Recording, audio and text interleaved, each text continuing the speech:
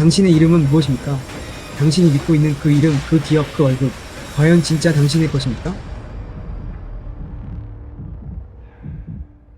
지옥의 가장 깊은 곳에서 걸어 나온 듯한 한 남자, 루이스 사이퍼. 그가 던진 단 하나의 의뢰, 사라진 가수를 찾아라. 하지만 그 수수께끼를 풀기 위해 내딛는 걸음마다 피냄새와 주술의 저주가 숨통을 조여옵니다. 오늘 로드쇼는 거장 앨런 파커가 설계한 가장 완벽하고 추악한 지옥도 엔젤 하트의 금지된 문을 엽니다. 이 영상의 마지막, 여러분이 마주할 진실은 여러분의 영혼마저 송두리째 앗아갈 것입니다. 여러분, 이 진실을 감당할 준비가 되었습니까?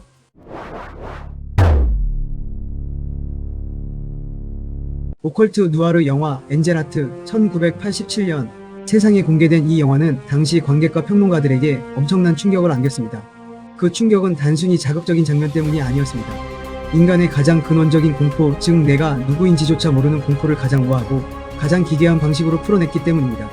오늘 우리는 이 명작의 표면적인 줄거리를 넘어 앨런 파커 감독이 숨겨둔 촘촘한 상징들과 미키 루크와 로버트 드니로라는 두 괴물 배우가 벌이는 연기 대결의 비화, 그리고 이 영화가 종국에 우리에게 던지는 인간의 자유의지와 원죄에 대한 묵직한 질문까지 파헤쳐 볼 것입니다. 영상을 보신 뒤 여러분은 더 이상 이전의 여러분이 아닐지도 모릅니다. 사라진 영혼을 찾는 여정. 이야기는 1955년 뉴욕 재즈의 선율 뒤에 욕망과 타락이 공존하던 그 도시에서 시작됩니다. 주인공 해롤드 엔젤은 삼류 사리 탐정입니다. 하루하루를 술과 담배 그리고 푼돈벌이 의뢰로 버티던 그에게 어느 날 정체불명의 재력가 루이스 사이퍼가 의뢰를 합니다. 사이퍼의 의뢰는 간단했습니다. 제2차 세계대전 전 자신과 거액의 계약을 맺었던 유명 가수 자니 페이보릿을 찾아달라는 것이었죠. 전쟁 부상으로 머리와 얼굴을 크게 다쳐 기억상실증에 걸렸고 식물인간으로 병원에 입원해 있던 자니가 어느 날 갑자기 감쪽같이 사라졌다는 겁니다. 사이퍼는 자니가 계약을 어기고 어딘가에 숨어 있다고 믿고 있었죠. 사이퍼는 자니와 계약을 체결했고 그가 죽었을 경우 몰수해야 할 담보가 있다고 합니다. 해롤드, 아니 애칭 해리 엔젤은 이 의뢰를 받아들입니다. 하지만 자니의 흔적을 쫓을수록 이야기는 점점 기괴한 방향으로 흘러갑니다. 모르핀 중독자였던 파울러 의사는 자니가 병원에서 빼돌려졌다는 사실을 털어놓은 뒤 누군가에게 살해당합니다. 엔젤은 살인 용의자로 의심을 받게 됩니다. 그래서 그는 의뢰받은 일을 하지 않겠다고 사이퍼에게 말하죠. 그러자 사이퍼는 5,000달러를 더 주겠다고 합니다. 현재의 우리 돈으로 가치를 매기면 약 8천만 원 정도입니다. 사이퍼는 달걀 껍질을 까며 어떤 종교에서는 달걀을 영혼의 상징으로 여기고 있다고 말합니다. 그러면서 사이퍼는 엔젤에게 달걀을 권유하죠. 엔젤은 닭이라면 질색이라며 거절합니다. 그 말을 듣고 사이퍼는 이상한 눈빛으로 엔젤을 바라보며 달걀을 크게 한 입 베어 먹습니다. 그 모습을 의아한 표정으로 바라보는 엔젤. 엔젤은 타임즈에서 일하는 정보원으로부터 자니에 대한 정보를 얻습니다. 확보한 정보를 통해 엔젤은 자니와 약혼했다가 파혼한 점술가 마가렛을 찾아갑니다. 자니에 대해 묻자 마가렛은 그는 12년 전에 죽었다고 하죠. 엔젤은 자니가 몰래 사귀었던 프라우드 풋이라는 흑인 여성을 찾기 시작합니다. 그러나 그녀는 병을 앓다가 죽었다고 합니다. 엔젤은 그녀의 무덤을 찾아가 보죠. 그때 마침 그녀의 딸 에피파니가 아들을 데리고 무덤으로 다가옵니다. 엔젤은 그녀에게 다가가 엄마에 대해 묻습니다. 그리고 엄마의 친구 중 잔이라는 사람에 대해 아는 것이 있냐고 말이죠. 에피파니는 모른다고 답하자 엔젤은 호텔 주소와 연락처를 남기며 생각나는 것이 있으면 연락을 달라고 부탁합니다. 엔젤은 자니와 함께 연주했던 투츠를 찾아가 자니에 대해 묻죠. 하지만 투츠는 엔젤을 피합니다. 수상하다고 생각한 엔젤은 투츠를 미행하기 시작합니다. 엔젤은 투츠가 어느 외딴 곳에서 내려 에피파니와 부두교 의식을 벌이고 있는 모습을 목격하게 됩니다. 부두교는 17세기 서아프리카의 전통 신앙이 카리브해로 팔려온 노예들에 의해 카톨릭과 결합하며 탄생한 혼합 종교입니다. 만물의 정령이 깃들어 있다고 믿으며 로아라고 불리는 중간 정령들을 통해 창조주와 소통합니다. 엔젤은 에피파니가 그 기괴한 의식의 중심에서 칼을 든 모습을 숨죽여 보게 됩니다.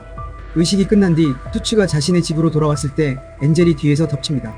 엔젤은 투츠를 제압하고 방금 치른 기괴한 의식에 대해 묻습니다. 투츠는 에피파니가 죽은 엄마의 뒤를 이은 교주라고 합니다. 그리고 전쟁 이후 자니를 보지 못했다고 답하죠. 엔젤은 투츠에게 뭐라도 알게 되면 호텔로 연락하라고 하며 입속에 메모를 쑤셔 넣습니다. 다음날 경찰이 잠자는 엔젤을 찾아와 투츠가 살해되었다며 엔젤을 의심하기 시작하죠. 엔젤이 만나는 사람마다 차례로 잔혹하게 살해당합니다. 엔젤은 자신이 만났던 사람들이 죽는다는 것을 깨닫고 마가렛을 찾아가죠. 우려했던 대로 마가렛은 숨져 있었습니다. 심장이 도려진 채로. 엔젤은 투츠의 죽음이 그 의식과 관련이 있는 것 같아 에피파니에게 물어봅니다. 에피파니는 전혀 그렇지 않다고 말하죠. 그리고 엔젤이 찾는 자니가 자신의 아빠라고 말합니다. 엔젤은 자니와 관련된 사람이 죽고 있으니 조심하라고 말하며 시간 날 때 연락을 달라고 말하며 떠납니다. 엔젤이 사이퍼를 만나고 호텔로 돌아와 보니 에피파니가 문 앞에 와 있었습니다. 엔젤과 에피파니는 운명적인 사랑에 빠집니다. 그녀와의 육체적인 탐닉은 엔젤을 깊은 환각과 공포의 소용돌이로 몰아넣습니다. 자신이 쫓는 자니의 정체가 곧 자기 자신이라는 소름 끼치는 의심에 사로잡힙니다. 내가 자니인가 아니면 엔젤인가? 이 근원적인 질문이 그의 정신을 좀먹기 시작합니다.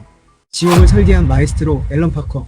이제 이 지옥 같은 스토리를 완벽한 시각적 공포로 재탄생시킨 장본인 앨런 파커 감독에 대해 이야기해볼까요? 그는 영국 출신의 거장입니다. 광고 감독으로 커리어를 시작했습니다. 그래서일까요? 그의 영화는 시각적인 세련미와 강렬한 이미지의 조합이 탁월합니다. 그는 인간의 심리적 내면을 시각적으로 형상화하는 데 있어 독보적인 능력을 갖춘 마에스트로였습니다. 그런 그가 윌리엄 효츠버그의 소설 폴링 엔젤을 원작으로 삼아 누아르의 차가운 이성과 오컬트의 기괴한 감성을 결합하려 했던 것은 어쩌면 필연적인 선택이었을지도 모릅니다. 앨런 파커는 엔젤 하트를 설계하며 관객들을 서서히 지옥의 가마솥으로 몰아넣는 방식을 취했습니다. 그는 1950년대 뉴욕과 뉴올리언스의 공기를 끈적한 습기와 피냄새로 가득 채웠습니다. 영화 전반에 반복적으로 등장하는 천천히 돌아가는 선풍기 날개는 빠져나갈 수 없는 운명의 수레바퀴를 흩날리는 닭털과 피는 부두교의 저주와 원죄를 상징합니다. 특히 엔젤이 사이퍼를 만날 때마다 타게 되는 어둡고 낡은 엘리베이터는 마치 지옥의 하층부로 내려가는 듯한 폐쇄공포를 선사합니다. 파커 감독은 이처럼 미세한 상징들과 완벽한 미장센을 통해 관객들이 엔젤의 분열된 심리 속으로 직접 걸어 들어가는 듯한 경험을 하게 만듭니다. 이것이 바로 우리가 이 영화를 단순한 스릴러가 아닌 시각적인 예언서라 부르는 이유입니다. 지옥의 가장 깊은 곳에서 벌이는 연기 대결. 이 완벽한 지옥도 위에서 두 명의 괴물 배우가 펼치는 연기 대결은 그야말로 전율 자체입니다. 먼저 주인공 엔젤 역의 미키 루크를 보십시오. 1980년대 그는 전세계 여심을 뒤흔든 할리우드 최고의 섹시 심볼이자 바나나였습니다. 나인 하프위크의 그 치명적인 매력 말이죠. 하지만 앨런 파커는 미키 루크에게서 그 화려한 껍질을 벗겨냈습니다. 그는 엔젤 하트에서 헝클어진 머리, 지저분한 옷차림, 불안에 떠는 눈빛을 가진 삼류 탐정으로 완벽하게 변신했습니다. 특히 자신이 자니 페이보릿이라는 진실을 마주했을 때 거울 속의 자신을 향해 울부짖는 그의 연기는 인간의 영혼이 파괴되는 과정을 가장 처절하게 보여준 명장면으로 꼽힙니다. 그는 이 영화를 통해 단순한 아이돌을 넘어 진정한 연기파 배우로서의 증명을 마쳤습니다. 이에 맞서는 루이스 사이퍼 역의 로버트 드니로는 그 이름만으로도 압도적입니다. 대부 2편의 젊은 비토 코르레오네, 택시 드라이버의 트래비스 비클. 그는 메소드 연기의 대가이자 움직이는 영화사의 사정 같은 존재였습니다. 드니로는 사이퍼라는 캐릭터를 위해 아주 세밀한 디테일까지 설계했습니다. 그는 앨런 파커 감독에게 직접 긴 손톱과 특정 헤어스타일을 제안했고 엔젤을 응시하는 그 서늘한 눈빛과 의미심장한 미소는 루이스 사이퍼가 단순한 인간이 아니라 악마 그 자체임을 시각적으로 증명했습니다. 특히 식당에서 엔젤을 앞에 두고 긴 손톱으로 달걀 껍질을 까며 인간의 영혼을 빗대어 설명하는 장면은 할리우드 역사상 가장 우아하고 소름 끼치는 악마의 등장 장면 중 하나로 기억됩니다. 두 배우의 만남은 그 자체로 거대한 사건이었습니다. 미키 루크는 로버트 드니로라는 거장 앞에서 위축되지 않기 위해 더욱 치열하게 연기에 몰입했고 드니로 역시 미키 루크라는 젊은 피의 에너지를 받아 악마의 이중적인 매력을 완벽하게 완성해냈습니다. 이들의 연기 대결은 영화의 미스터리를 더욱 단단하게 만드는 핵심적인 동력이었습니다. 지옥의 문 앞에 세워진 진실. 이제 우리는 이 지옥 같은 여정의 끝, 그 충격적인 진실의 문 앞에 섰습니다. 엔젤 하트의 결말은 단순한 사람 찾기가 아닙니다. 그것은 인간의 정체성에 대한 근원적인 파괴입니다. 사람들이 죽은 이후 자니가 엔젤이 되는 과정에 도움을 주었기 때문입니다. 즉 사이퍼는 자니가 계약을 이행하지 않고 도망가려 했을 때 그 과정을 도운 사람들에게 벌을 준 것이죠. 누가 죽였는가? 악마의 꼭두각시 천사. 여기서 가장 소름 끼치는 진실이 드러납니다. 그들을 차례로 살해한 진범은 다름 아닌 엔젤 자기 자신이었습니다. 자니 페이보릿은 제2차 세계대전 전 할리우드와 뉴욕을 오가며 활동하던 촉망받는 재즈 가수였습니다. 그는 성공을 위한 영적 조력, 즉 미스터리한 힘을 원했습니다. 악마 사이퍼는 자니의 욕망을 간파하고 영혼을 파는 계약을 맺은 후 자니에게 미스터리한 힘을 주었죠. 자니는 그 힘으로 돈과 명예를 얻었지만 그것은 악마가 설계한 완벽하고 추악한 덫의 시작이었습니다. 왜 자니는 그토록 갈망했던 미스터리한 힘을 얻고 나서 갑자기 계약을 피하려 했을까요? 영혼의 대가에 대한 깨달음 때문입니다. 계약 당시 자니는 성공에 눈이 멀어 자신의 영혼을 악마에게 넘긴다는 것의 진짜 의미를 깊이 생각하지 못했습니다. 하지만 시간이 지나고 계약 이행의 시기가 다가올수록 그는 영원한 지옥의 불꽃 속에서 겪게 될 근원적인 공포를 깨닫게 되었습니다. 악마를 숭배하는 마가렛의 아버지는 자니의 미스터리한 능력을 보고 자신의 딸에게 소개해줍니다. 마가렛은 점령술, 흑마술 같은 것에 심취해 있었죠. 악마를 숭배하는 그녀의 아버지가 마가렛이 어릴 적부터 가르쳐 주었던 것입니다. 자니는 악마로부터 벗어나기 위한 의식을 위해 12월 31일 타임스퀘어에서 밴드 동료 투추와 함께 이름 모를 군인을 호텔로 납치하고 마가렛은 주술을 외웠죠. 그리고 자니는 살아있는 군인의 심장을 꺼내 먹었습니다. 이것은 영혼의 성형수술이었던 것입니다. 하지만 루이스 사이퍼, 루시퍼는 이 모든 것을 알고 있었습니다. 그러나 자니는 군대에 강제 징집당하고 전쟁에서 얼굴과 머리에 큰 부상을 입어 병원에 입원하게 됩니다. 그 부상으로 기억을 잃게 되고 큰 얼굴 부상으로 성형수술을 하게 되죠. 마가렛과 부자인 그녀의 아버지는 의사 파울로에게 25,000달러, 현재의 우리 돈 약 4억 원 정도를 주며 병원에 있는 것처럼 꾸미고 자니를 병원에서 데리고 나옵니다. 그리고 두 부녀는 자니의 기억을 살리기 위해 타임스퀘어에 놓아주죠. 그러자 자니는 군중 속으로 사라집니다. 그렇게 12년이 흘렀죠. 그 이름 모를 군인의 이름은 바로 해롤드 엔젤입니다.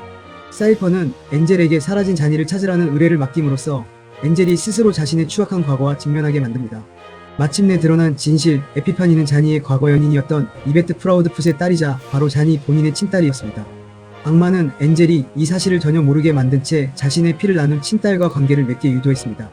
이것은 단순한 근친상간의 죄를 넘어 엔젤이 결코 씻을 수 없는 가장 추악한 원죄를 저지르게 만든 사탄의 완벽한 계획이었습니다. 자신이 사랑했던 여인이 자신의 친딸이었음을 깨닫는 순간 엔젤의 영혼은 송두리째 파괴됩니다. 이 장면은 마치 영화 올드보이에서 오데수가 자신이 사랑한 여인이 친딸 미도였음을 깨닫고 혀를 자르며 절규하던 그 충격적인 각성을 떠올리게 합니다.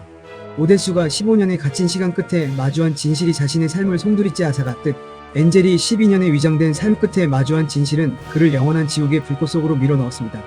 미키 루크의 처절한 연기는 인간의 영혼이 파괴되는 과정을 가장 처절하게 보여준 명장면으로 꼽힙니다. 사이퍼는 결국 자신의 정체를 깨닫게 만드는 가장 잔혹한 유의를 즐겼던 것입니다. 엔젤이 겪었던 환각과 공포, 그가 만났던 조니의 주변 인물들의 죽음, 이 모든 것은 엔젤의 내면 속에 살아있던 자니의 원죄가 불러온 필연적인 비극이었습니다. 엔젤은 스스로를 자유로운 사립탐정이라 믿었지만 실상은 악마가 설계한 완벽한 덫에 걸린 가련한 부속품에 불과했습니다. 엔젤의 심장을 먹은 자니는 자신의 영혼을 불러내지 못하고 엔젤의 영혼으로 12년 동안 살아왔습니다. 앨런 파커가 엔젤 하트에서 정립한 오컬트적 공포의 문법은 한국 영화계의 수작 곡성이 탄생하는 데 있어 지대한 영감을 준 거대한 뿌리가 되었습니다. 지옥의 문을 나서며 이처럼 엔젤 하트는 앨런 파커가 설계한 가장 완벽하고 추악한 지옥도입니다. 이것은 단순한 영화 속 이야기가 아닙니다. 우리가 맹신하는 자유의지라는 것이 혹시 우리도 모르는 사이에 거대한 시스템이나 우리 내면의 뒤틀린 욕망에 의해 조종당하고 있는 것은 아닐까요? 이 서늘한 진실이 엔젤 하트를 30년이 지난 지금까지도 유효한 예언서로 만듭니다. 우리는 시스템의 꼭두각시로 살 것인가, 아니면 우리만의 자유의지를 지켜낼 것인가? 앨런 파커는 이 끈적하고 추악한 지옥도를 통해 우리에게 가장 무거운 질문을 던지고 있습니다. 네, 오늘 로드쇼는 앨런 파커의 마스터피스 엔젤 하트의 영혼을 갉아먹는 듯한 미스터리를 파헤쳐 보았습니다. 어떠셨나요? 거장 파커의 시각적 세련미와 미키 루크, 로버트 드니로의 악마 같은 연기, 그리고 결말에 담긴 인간의 정체성에 대한 근원적인 질문까지. 이 영화는 단순한 미스터리 스릴러가 아닌 인간의 영혼과 기억에 대한 묵직한 탐구였습니다. 오늘 우리의 항해가 즐거우셨다면 구독과 좋아요는 로드쇼가 더 깊은 명작의 바다로 나아가는 큰 원동력이 됩니다. 로드쇼는 또 다른 미지의 명작을 찾아 지옥의 문을 열겠습니다. 여러분은 저와 함께 지옥의 가장 깊은 곳까지 내려갈 준비가 되었습니까? 지금까지 로드쇼입니다. 시청해주셔서 감사합니다.